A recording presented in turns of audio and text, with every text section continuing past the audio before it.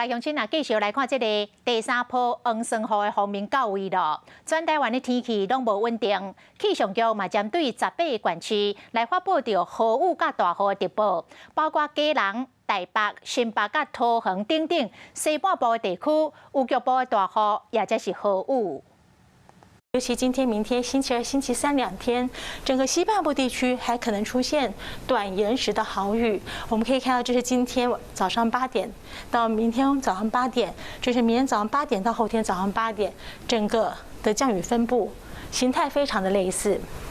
而一直到 星期4以后，星期5开始，我们说锋面已经稍微移动到北部陆地。星期5到星期6的降雨形态，类似比较长的时间降雨是出现在中部和北部地区。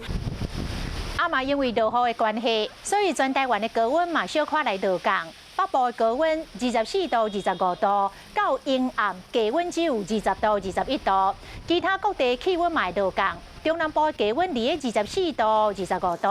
啊，讲这个雨会一路一直落到礼拜六。我是林依文，想要关注体育的朋友们，记得收看52动起来，然后还要订阅我们的 YouTube 频道，赶快按赞、订阅、开启小铃铛。